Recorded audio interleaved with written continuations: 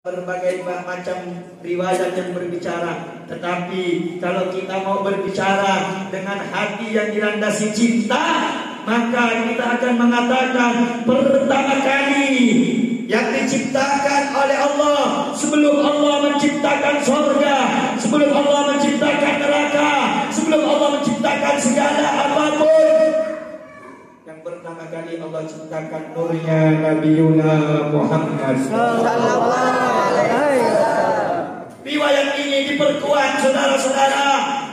Riwayat ini ada landasannya dari siapa? Sahabat Jabir bin Abdullah.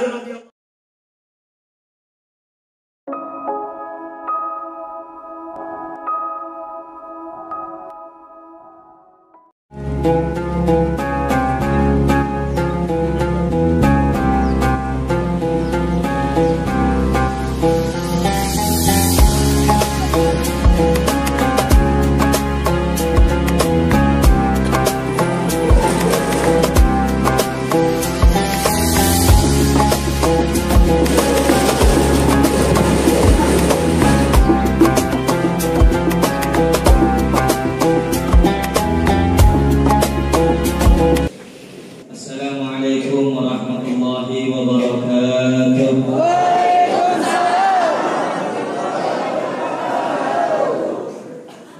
Bismillah walhamdulillah.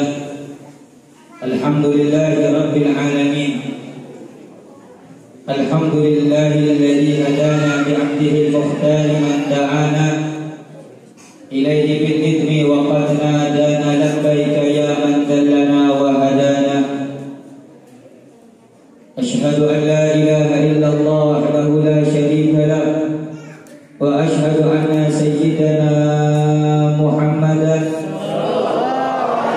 صلى الله عليه وسلم عبده ورسوله لا نبي بعده. اللهم صل وسلم على سيدنا محمد الفاتح لما أغلق والخاتم لما سبق ناصر الحق بالحق والهادي إلى صراطك المستقيم وعلى آله وصحبه حق قدره ومقداره العظيم. أما بعد.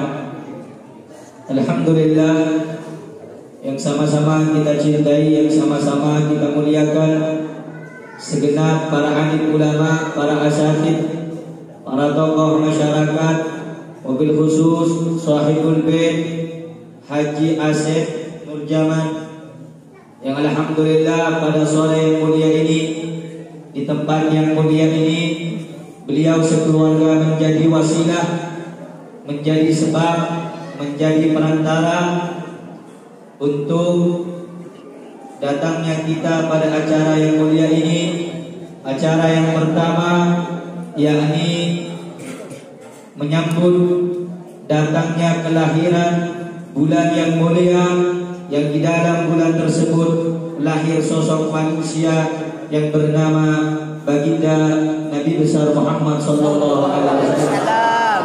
Yang kedua, acara ini adalah acara yang mengingatkan kepada kita semua pentingnya mencintai apa-apa yang telah dicintai oleh Nabi Muhammad sallallahu alaihi wasallam, yakni menyantuni dan menyayangi serta mengasihi anak-anak yatim, sebagaimana anak-anak yatim adalah orang-orang yang dicintai oleh Rasulullah sallallahu alaihi wasallam.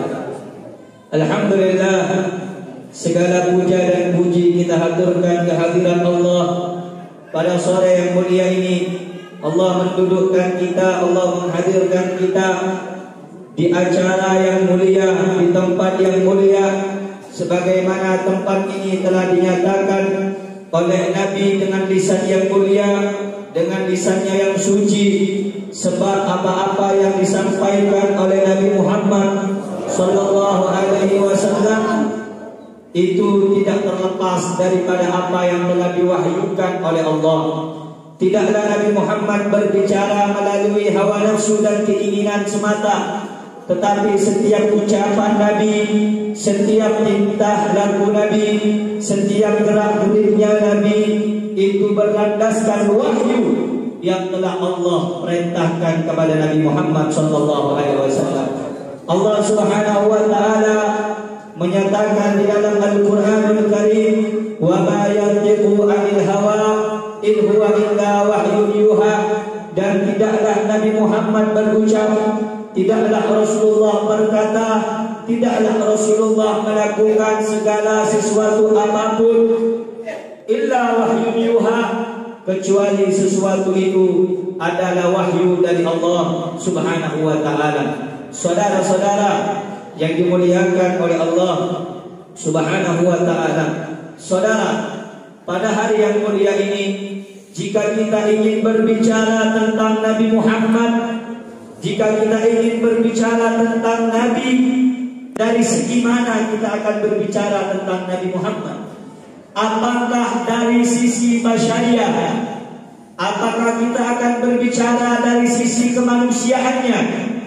Atau sebaliknya, kita akan berbicara tentang sisi nuraniah, sisi cahaya Nabi Muhammad?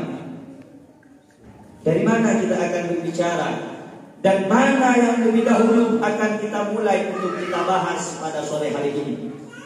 Saudara-saudara, jika hati kita berbicara jujur, jika hati kita berbicara dengan sebenarnya, jika kita mengkaji dan mempelajari Al-Quran, maka kita tidak akan mendapati waktu, tidak akan menemukan kesempatan, tidak akan mendapatkan peluang untuk membicarakan dengan sempurna siapa itu Nabi Muhammad SAW.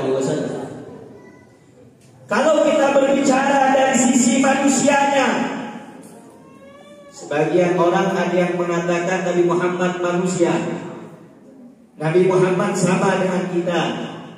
Nabi Muhammad makan sebagaimana kita makan. Nabi Muhammad sakit sebagaimana kita sakit.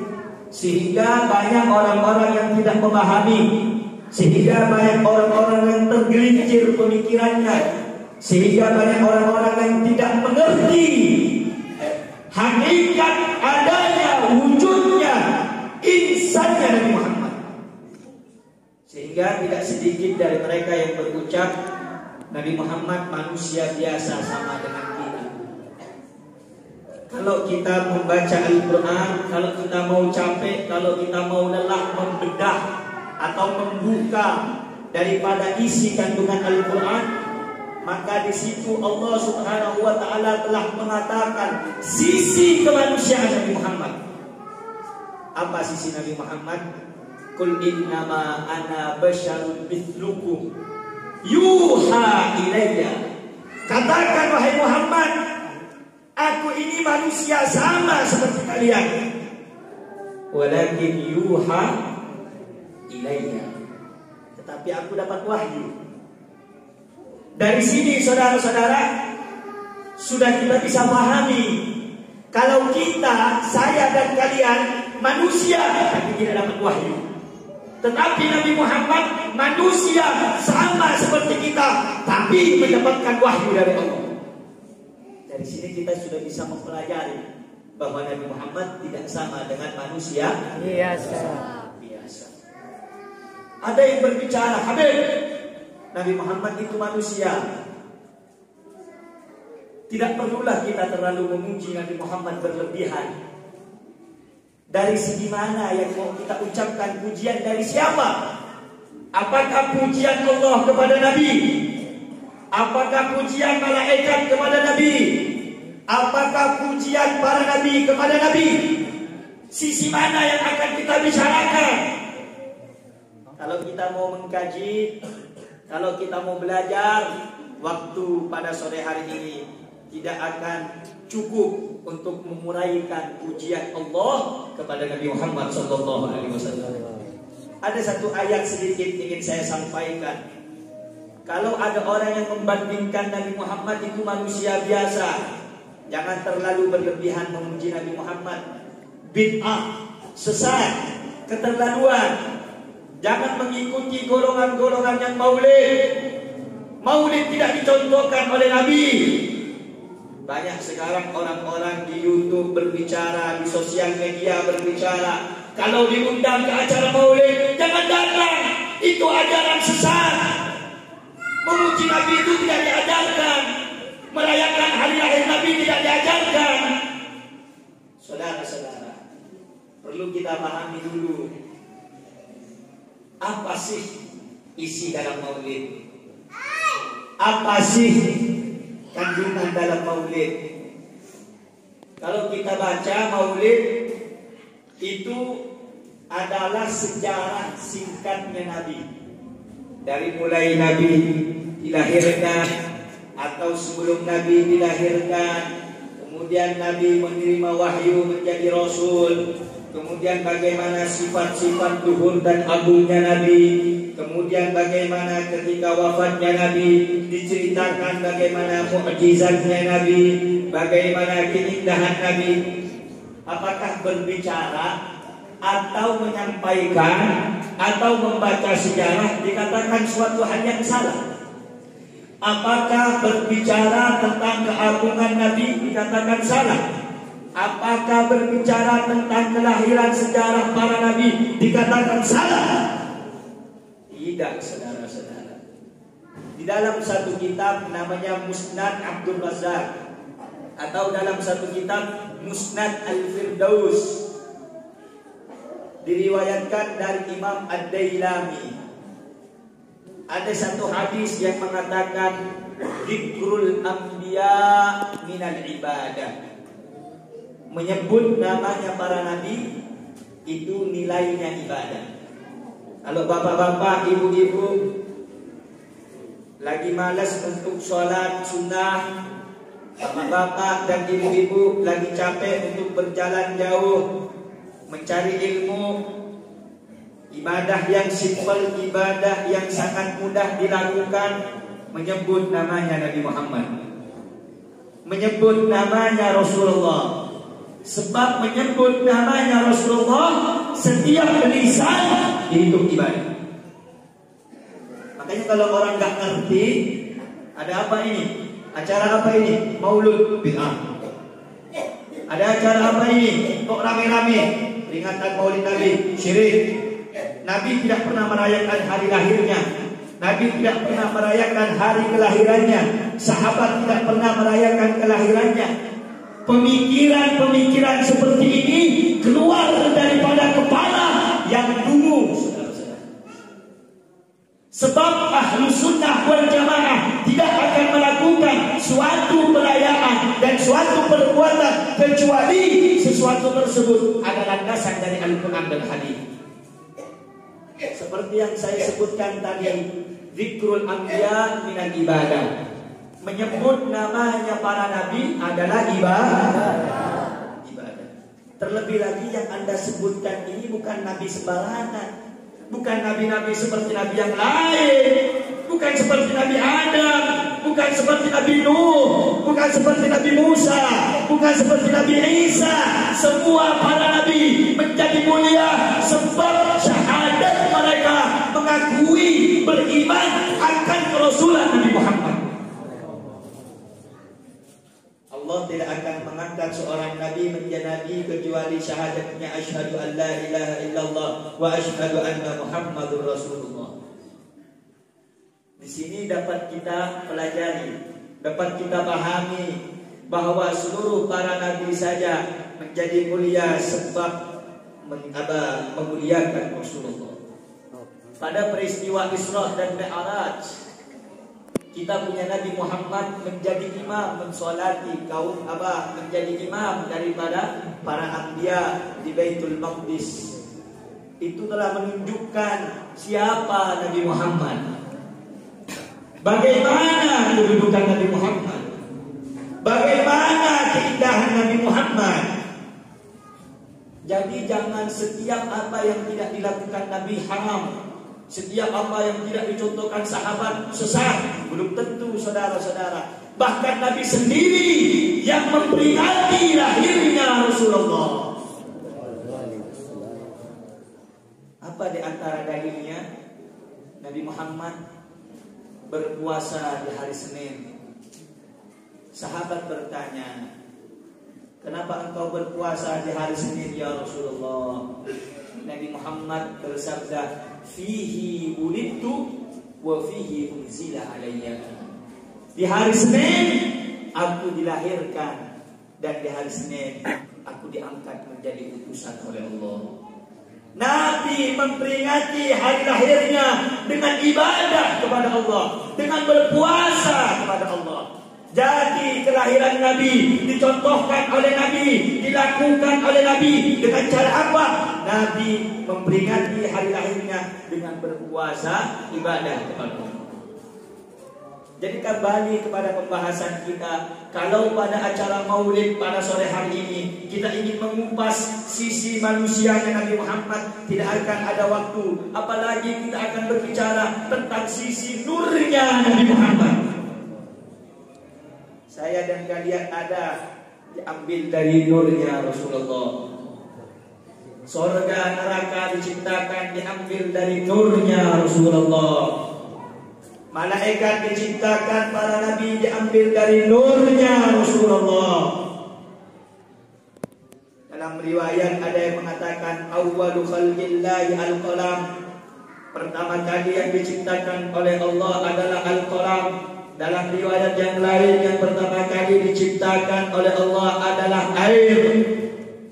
Berbagai macam riwayat yang berbicara. Tetapi kalau kita mau berbicara dengan hati yang dilandasi cinta, maka kita akan mengatakan pertama kali yang diciptakan oleh Allah, sebelum Allah menciptakan surga, sebelum Allah menciptakan neraka, sebelum Allah menciptakan segala apapun, yang pertama kali Allah ciptakan nurnya Nabiuna Muhammad sallallahu alaihi wasallam.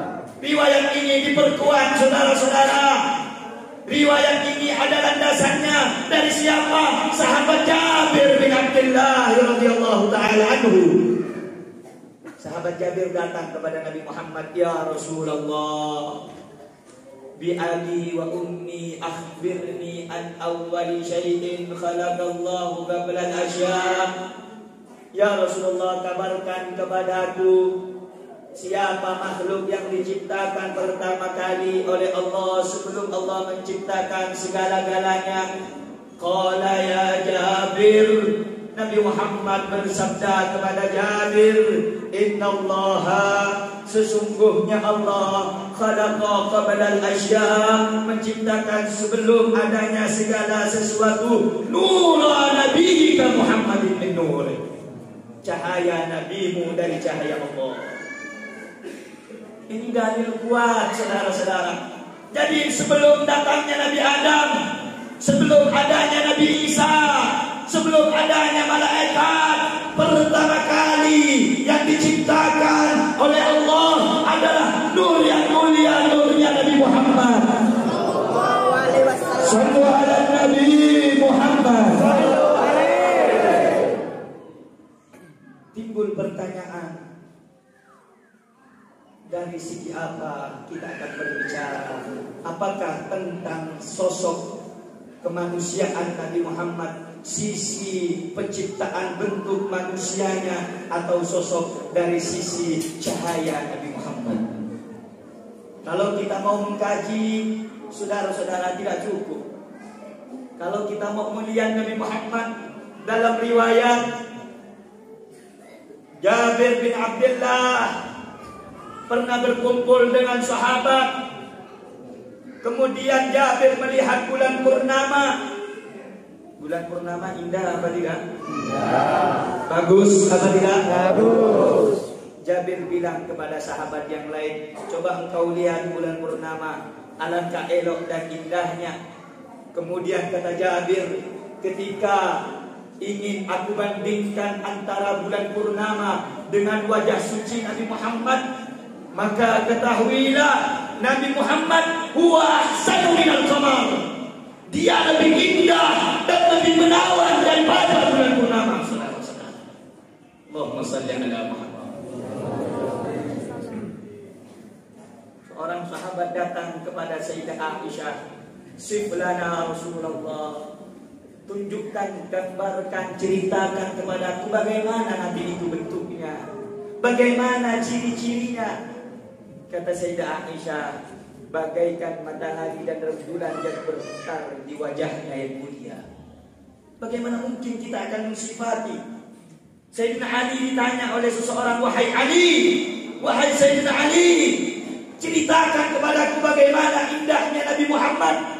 Sayyidina Ali tidak langsung menjawab, balik bertanya. Apa kata Sayyidina Ali? Ceritakan kepadaku keindahan dunia dan seisinya. Orang tersebut berkata, wahai Ali, bagaimana mungkin aku akan bercerita dunia dan seisinya? Dunia ini terlalu indah, dunia ini terlalu luas. Sayyidina Ali berkata, jika engkau tidak bisa menggambarkan kepadaku keindahan dunia dan seisinya, bagaimana mungkin aku akan menggambarkan manusia yang dunia ada sebab adanya Nabi Muhammad. Allahumma salli ala Muhammad. Allahumma salli ala Muhammad.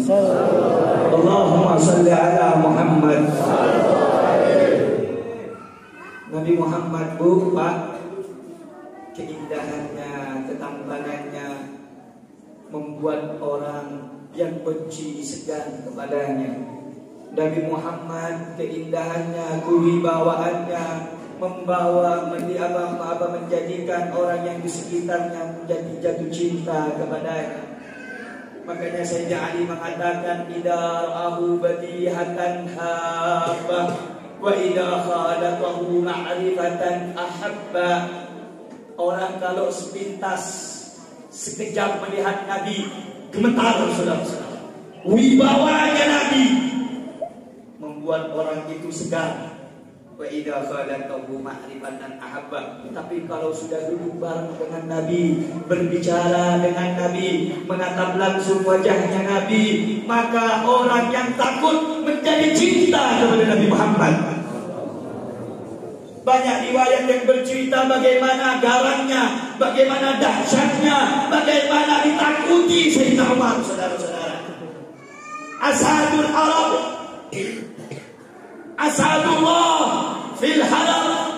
Singa Allah dalam peperangan Sayyidina Umar paling ditakuti, saudara-saudara. Tetapi Sayyidina Umar ketika berjumpa dengan Nabi, ya Rasulullah, dulu sebelum aku mengenal engkau, sebelum aku beriman kepadamu, engkau manusia yang paling aku benci. Tapi setelah Umar beriman kepadamu, masuk Islam di tanganmu, maka saksikan ya Rasulullah, tidak ada dalam dunia ini yang lebih dicintai oleh Umar bin Khattab kecuali engkau, wahai Nabi Muhammad.